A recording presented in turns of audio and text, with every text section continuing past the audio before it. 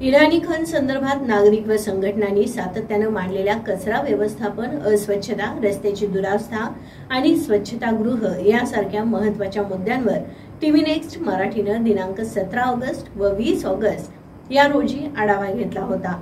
त्याचाच परिणाम पाहता गणेश विसर्जनाच्या पार्श्वभूमीवर इराणी खण परिसरातील प्रश्नांना अखेर प्रशासनानं गांभीर्यानं घेतलं आहे। टीव्ही नेक्स्ट मराठीच्या बातमीमुळे या प्रश्नांवर प्रशासनानं कंबर कसत प्रत्यक्ष कामाला सुरुवात केली आहे। दरवर्षीप्रमाणे यंदाच्याही वर्षी गणेश विसर्जन हे कोल्हापूरमधील इराणी खणीमध्ये केले जाते, पण काही दिवसांपासून इराणी खण आणि विसर्जन असा प्रश्न निर्माण होत चाललेला। नागरिक व संघटनांच्या प्रश्नांना टीव्ही नेक्स्ट मराठीने दिनांक 17 ऑगस्ट आणि 20 ऑगस्ट या दोन्ही दिवशी इराणी खण परिसरामध्ये असलेला कचरा, येणारी दुर्गंधी, खणीमधील पाण्यामध्ये असलेला कचरा, शेजारी असलेलं स्वच्छतागृह असे अनेक प्रश्न, त्याचबरोबर त्याच्याशी निगडीत नागरिक संघटनांनी केलेली मागणी या सर्वांचाच आढावा घेतला होता।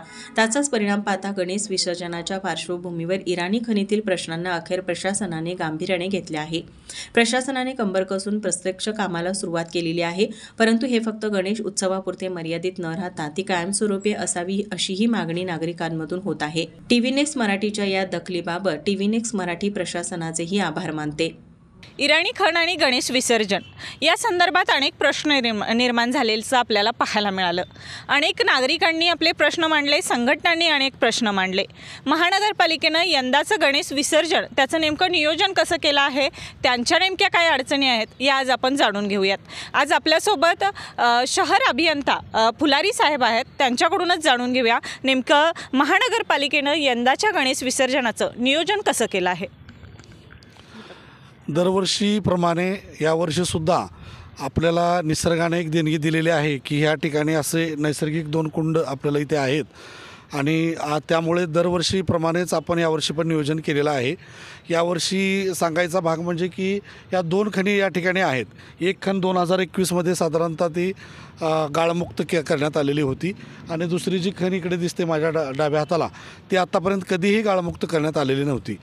त्यामुळे तातडीने माननीय प्रशासक महोदयाने आदेश दिल्याप्रमाणे दोन्ही खणीमधलं आपण गाळ जे काही साचलेला होता त्या ठिकाणी 2 पोकलेन लावून आणि 5 ते 6 डंपर लावून आपण हे सर्व साधारणतः 1 महिना पिरियडमध्ये या दोन्ही खणी स्वच्छता करून घेतलेल्या आहेत आणि त्याप्रमाणे आता खणीचं स्वच्छताकरण झालेलं आहे। खणीमध्ये आता पाणी यावर्षी पावसाळ्याचं थोडं ही झाल्यामुळे पाणी कमी झालेलं आहे, तसंच आम्ही पण उपसा केलेला होता पाण्याचा। आता पाणी आम्ही रंकाळ्यातलं दोन्ही खणीत भरून घेणार आहे, जेणेकरून त्या दोन्ही वॉटर लेवल आपल्याला म्हणजे ग्राउंड लेवलला येतील आणि आपल्याला गणेश विसर्जन करताना कुठलीही अडचण होणार नाही याची दक्षता घेऊन ते पाणी भरण्याचं काम आता आम्ही करणार आहे। त्याचबरोबर हा जो रस्ता आहे तो रस्तासुद्धा सुस्थितीत करून आम्ही घेत आहे।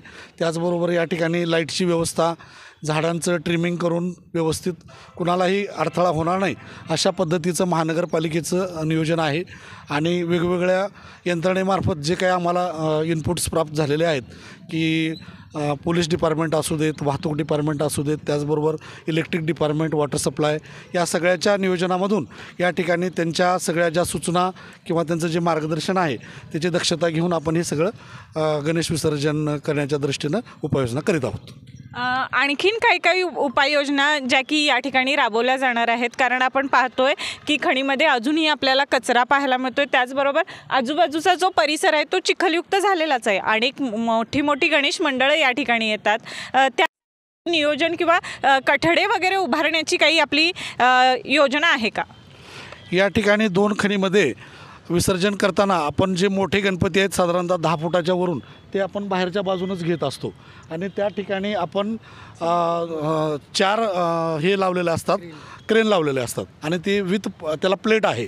त्याच्यामुळे कितीही जरी मोठा गणपती असेल तरी तो प्लेटवर व्यवस्थित बसून त्याचं व्यवस्थित अगदी विधीपूर्वक आपण विसर्जन करत असतो आणि त्याचबरोबर जी छोटे गणपती आहेत ते आतल्या बाजूनं आपण हा जो ट्रॅक केलेला आहे त्या बाजूनं आपण ह्या आतून खणीतून त्याचं विसर्जन करत असतो आणि या ठिकाणी जवळपास आमचे 200 लोकांचा स्टाफ सगळा महानगरपालिकेची सगळी यंत्रणा 200 ते 300 अराऊंड, त्याचबरोबर वाहनांची व्यवस्था, त्याचबरोबर त्या ठिकाणी जी लेबर लोक लागणार आहेत त्याचं आउटसोर्सिंग करून आम्ही ती व्यवस्था करत आहोत.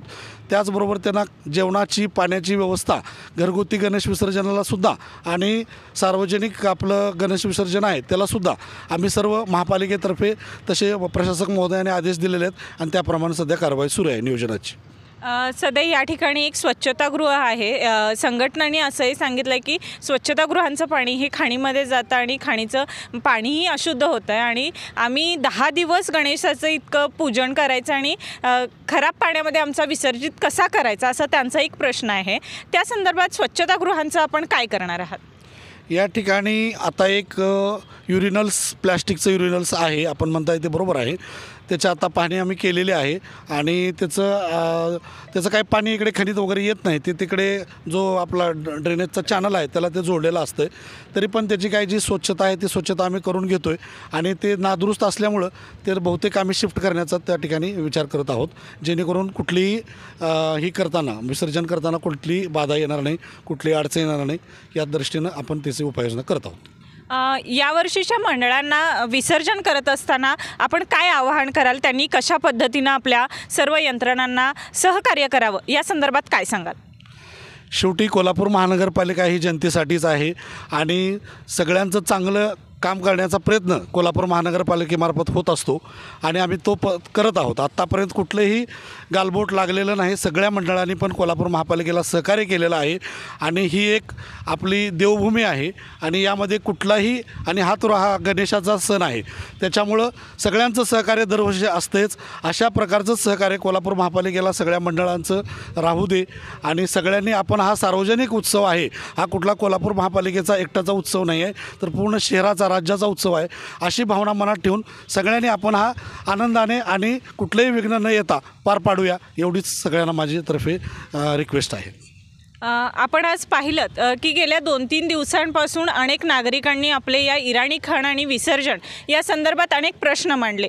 त्याचबरोबर आता प्रशासनही तयारीला लागलेलं आहे. यंदाच्या वर्षीचा जो गणेश विसर्जनाचा सोहळा असणार आहे तो नक्कीच नियोजनबद्धपणे करण्याचं महानगरपालिकेनं हाती घेतलेलं आहे आणि त्या संदर्भात त्यांचं आता कामकाजही सुरू झालेलं आहे. TV नेक्स्ट मराठीसाठी मी ऐश्वर्या पाटील, कोल्हापूर.